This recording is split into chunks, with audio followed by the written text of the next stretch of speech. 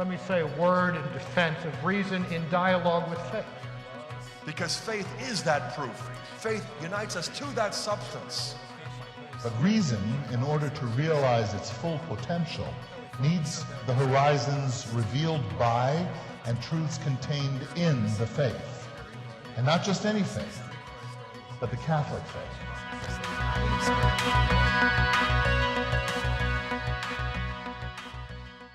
I was running late for the gate where my plane was taking off, and I got stopped by a guy. He said, are you Scott Hahn? I'm like, yeah. And he's like, you remember me? And I'm like, no, I hate that question because I've got a professor's memory. I mean, it's the size of a pea. And I'm looking at him like, okay, help me here. I'm like, I'm Chris. We went to high school. We graduated in '79 together. And I'm like, oh my goodness. I recognized him. And he hadn't changed nearly as much as I had, especially when it comes to weight. I'm like, it's great to see you, but I don't have time to talk. I'm late for my plane. He's like, I just got to tell you one thing. You remember back then, I was a Catholic? Well, I've got good news because I'm now an evangelical Bible Christian. And I'm like, well, that's wonderful, Chris, but let me share with you one thing before I take off because I am now an evangelical Bible Catholic Christian. And his jaw dropped to the floor. What?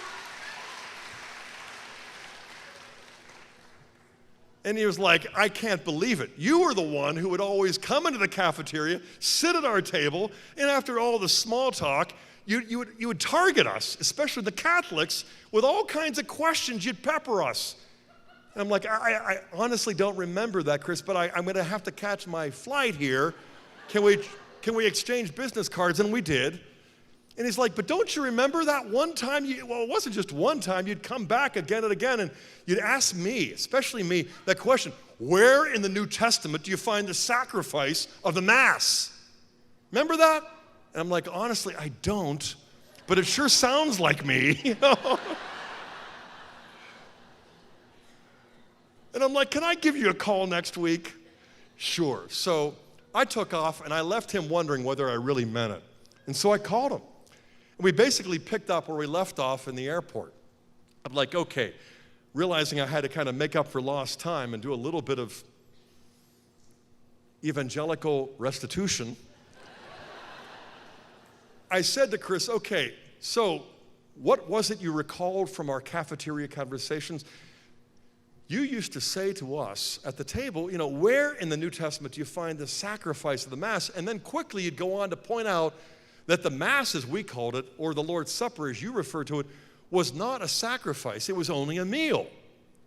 That the sacrifice was precisely what Jesus had offered on Calvary. And years later, Scott, honestly, I came to realize you were right. Calvary's the sacrifice. I'm like, okay, I still agree with that, Chris, but I think we need to take a step or two back in order to see things in perspective, at least the way I've come to see them. So that particular conversation lasted well over an hour because in that talk I shared with him what the early church fathers had sort of shared with me. That if you had been there on Good Friday, standing at Calvary as a devout Jew, and you had watched Jesus suffer and die, you would not have gone home and recounted your experience to your family members and friends as though you had just witnessed a sacrifice. Because for the Jews in the first century, a sacrifice had to take place inside the city of Jerusalem, within the temple, upon an altar, where there would be a priest standing by offering the sacrifice, whereas Jesus died outside the walls, far from the temple, where there were no altars or priests offering sacrifice. So what they would have gone home and related to their family members and friends was not a sacrifice, but what? A Roman execution, and a rather bloody one at that. I said, Chris, you know, from a Jewish perspective, following the Old Testament, Jesus' death on Calvary was an execution, a Roman execution, a bloody and unjust act of violence. And he's like, okay. So I asked the question to Chris, just as the fathers had kind of posed it to me, how in the world does a Roman execution get suddenly changed into a holy sacrifice? And not just any sacrifice, but the supreme sacrifice of all times. How does that happen? And he's like, help me here, you know? Like, well, I'll help you the way the Father's helped me. The only way to illuminate the mystery of what happened to Jesus on Good Friday is by rewinding the tape and looking at it in the light of what he had previously done in the upper room with his disciples on Holy Thursday. Because he wasn't just celebrating a meal. He wasn't just sharing a supper. He was celebrating the Passover of the Old Covenant one last time. But that's not all he was doing. He was fulfilling it as the Lamb of God. But he wasn't fulfilling it as the Lamb of God for the purpose of terminating it. He was fulfilling it as the Lamb of God for the purpose of transforming the Passover of the Old Covenant into the Passover of the New. And you recall how he does it because the Synoptic Gospels tell us. In the context of celebrating the familiar ancient Jewish Passover, which all 12 of the disciples would have known like the back of their hands, near the beginning of the meal, he did something different. He took the bread, which was unleavened, and he spoke the words, "This is my body, which will be given up for you." And I suspect that the disciples must have been sitting there wondering, what is that? You know, he's just deviated from the liturgical rubrics a little bit here, you know. Nobody apparently said a thing, but they must have kind of wondered and recalled, you know, why did he say that? This is my body which will be given for you. What was that rhetoric? And then near the end of the meal, Chris, he takes the third cup of blessing, and what does he do? He takes it and he speaks those words that we know so well. This chalice is the blood of the covenant, the blood of the new covenant, poured out for many for the remission of sins. Do this in remembrance of me. So this chalice, this cup is the blood of the new covenant, poured out for many for the remission of sins. Do this in remembrance of me. And there again, the disciples must have been scratching their heads, wondering, what is this new ritual addition that he's kind of appending here? Nobody apparently asked him. And a few moments later, they were out into the night over to the Garden of Gethsemane. And I said, Chris, I suspect that those disciples were wondering what Jesus was saying and doing. What was this new rhetoric? Was it just, you know, an additional ritual? Or was there some reality?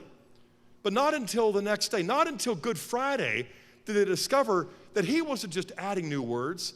He wasn't just adding a new ritual gesture. When he said, "This is my body, which will be given up for you" on Holy Thursday in the upper room, he proved that he said what he meant, and he meant what he said on Good Friday, because his body was given up for them. And likewise, the cup after supper, when he speaks those sacred words and declares that this cup is the blood of the New Testament, the blood of the new covenant, poured out for many for the remission of sins. Do this in remembrance of me. The very next day, he did what he said. He poured out his blood for the forgiveness of sins as a sacrifice. I said, the Passover is the key, because in the Old Covenant, the Passover was never merely a meal. It always started off as a sacrifice. Just ask the lamb. But the sacrifice of the unblemished male lamb was then culminating in the sacrificial communion, the meal known as the Passover. And if that was true of the Old Covenant, it isn't less true, but more of the New. Because Jesus comes as the Lamb, not just to feed us, but to die for us. But to do so in the context of the Old Covenant Passover, which he's celebrating one last time by fulfilling it, but he fulfills it by transforming the old into the new. As the Lamb who must die as the sacrifice, and then as the one who makes provisions for the sacrificial communion. I said, if the Eucharist that Jesus instituted on Holy Thursday was just a meal, then his death on Good Friday was just a Roman execution. But if, on the other hand, and only if, Jesus' institution of the Holy Eucharist was nothing less than the sacrifice of the New Covenant Passover, then what was instituted on Thursday is precisely what is consummated on Friday. He didn't lose his life on Friday if he'd already freely given it to us by instituting the Eucharist as the Passover of the New Covenant on Holy Thursday. He wasn't the victim of Roman violence and injustice. He was the victim of divine love. He made his life a gift, which he freely laid down before anybody laid their hands upon him and tried to take it. I said, if the Eucharist is a meal, then Calvary is an execution. But if the Eucharist is the sacrifice of the new covenant, then and only then do we see that Calvary is more than an execution, that indeed it is the consummation of the sacrifice of the new covenant Passover lamb. There was this long pause.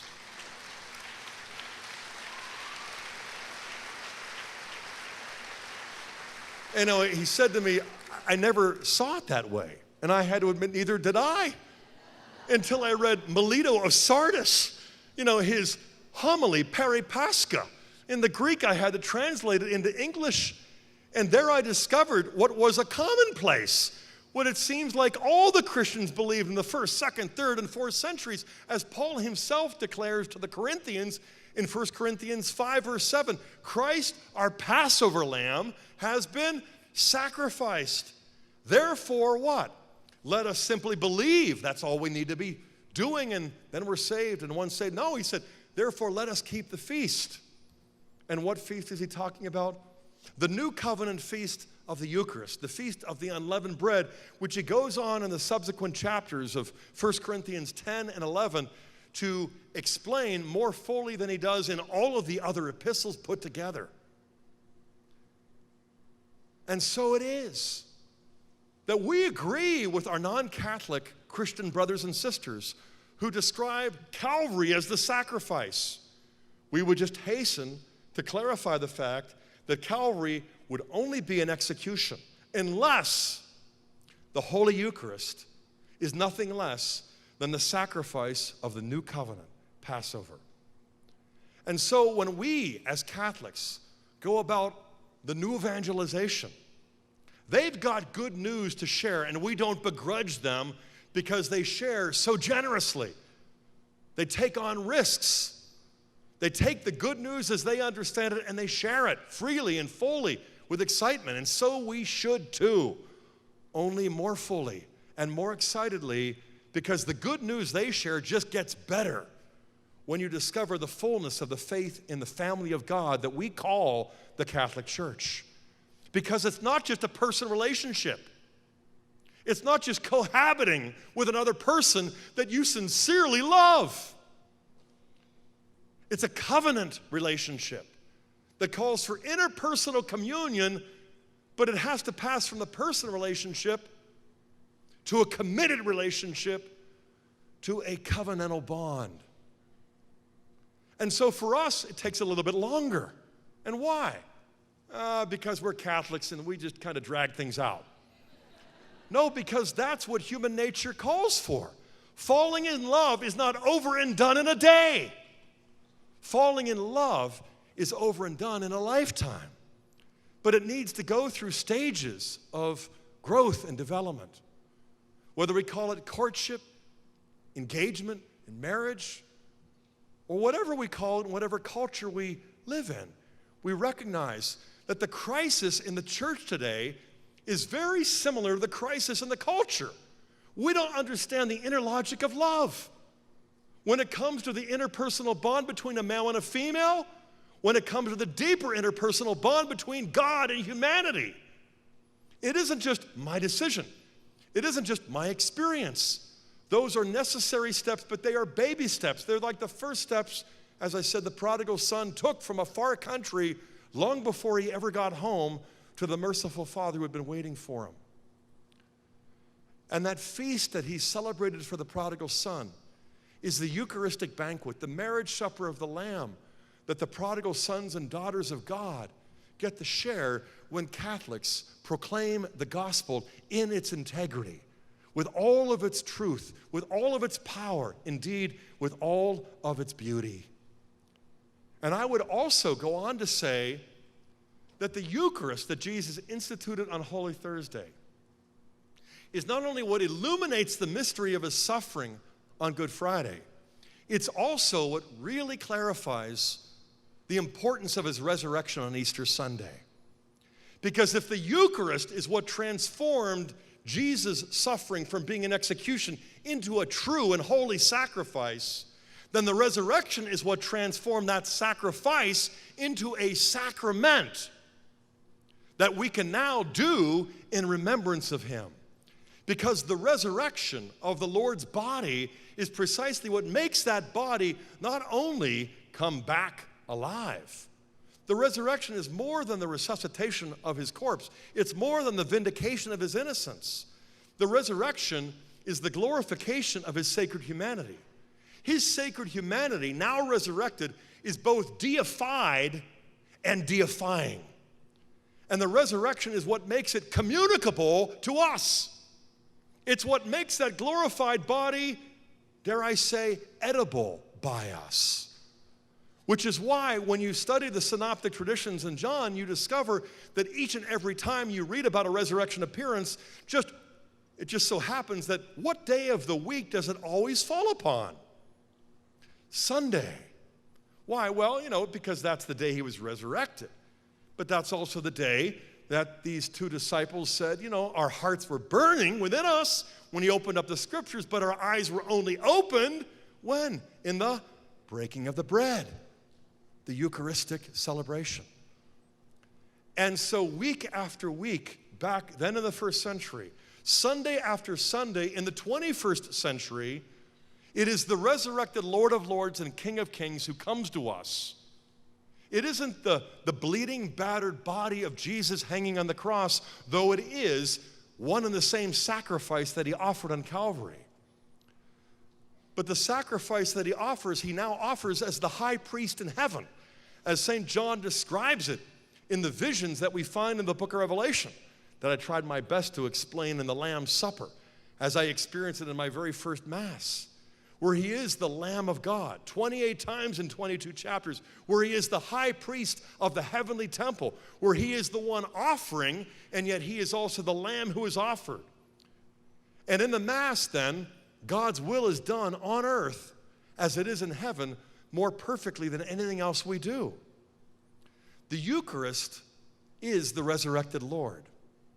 And if we are the ones who are alive at the end of time when he comes again and reveals his glory, we may be in for a surprise because we're going to discover that he won't have any more glory at the end than he already has now. Not only up in heaven, but in his Eucharistic presence.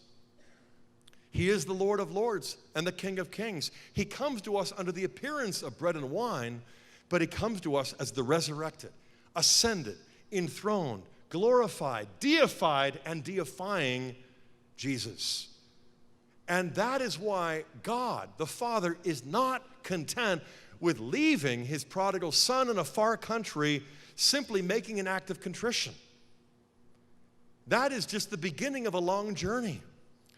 And when we come back home, and that's what fallen away Catholics are doing now by the thousands and the tens of thousands, they discover the mercy of a Father who loves them more than they ever imagined. But they also discover that the banquet that the Father is throwing is more than they ever expected. It is not a reward for our righteousness, it is a remedy for our sin and weakness and our failures. We are not worthy, but we sure are needy. And so we're not only going out to re-evangelize the de-Christianized, we are going out being re-evangelized ourselves. We are coming here and being re-evangelized ourselves. Week after week after week, I was talking to Chris, and he would keep bringing up, okay, so get me back to that question and its answer. Where in the New Testament do you find the sacrifice of the Mass? On another occasion, in a different conversation, I pointed out to him what Jesus said and did. There in the upper room when he instituted the Eucharist, he takes this chalice and he says, what?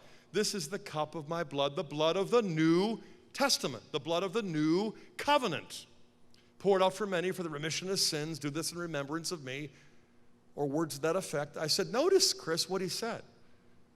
This is the cup of my blood, the blood of the kaine diatheke. We can translate that New Covenant. We can just as easily translate that New Testament. This is the blood of the New Testament, poured out for many for the remission of sins. Drink this. Do this in remembrance of me. Notice, I said, Chris, he said, he didn't say, this is the cup of my blood, the blood of the New Testament. Write this in remembrance of me. He didn't say, read this in remembrance of me. He said, do this. Do what? The New Testament. And what's the New Testament? The New Testament is the Eucharist, according to the New Testament.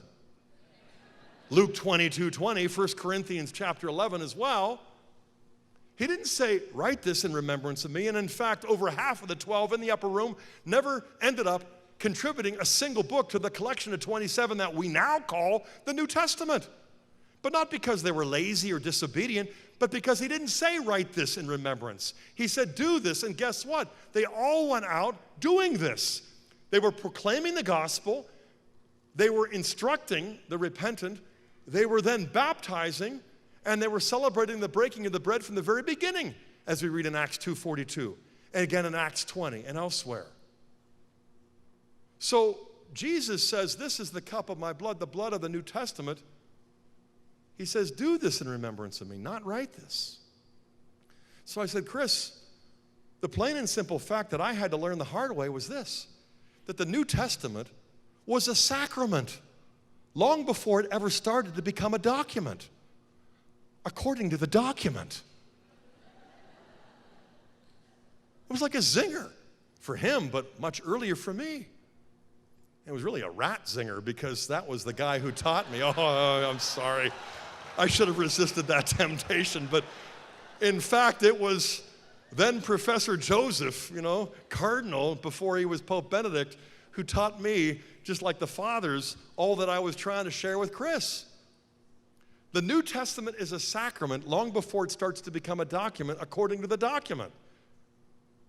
And he asked me to clarify that. And I said, well, the early church and the apostles went out preaching, baptizing, and celebrating the new covenant, the New Testament, in the Holy Eucharist for years, in all directions. But in actual fact, the New Testament books weren't begun for at least 10 or 15, maybe 20 years after Jesus' death and resurrection. And they weren't really completed until the end of the first century. But as a matter of historical fact, it's interesting to notice that these documents that were being read in the church, especially in her Sunday liturgy, were never referred to as the New Testament until the second half of the second century. Those are the earliest references we find documented to these books being called the New Testament.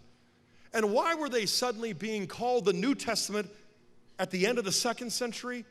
Because of their liturgical proximity to what had been called the New Testament since the first half of the first century. And what was that? The Eucharist, that Jesus himself called the New Testament. Jesus never uses that word diatheke, covenant or testament, any other time except when he instituted the Eucharist. And when he did, he said, this is the cup of my blood, the blood of the New Testament. Do this in remembrance of me. I said, not only is the New Testament a sacrament long before it starts to become a document, but it also gives us an answer to that question I used to ask you all the time, Chris. Where in the New Testament do you find the sacrifice of the Mass? The sacrifice of the Mass is the New Testament, according to the New Testament.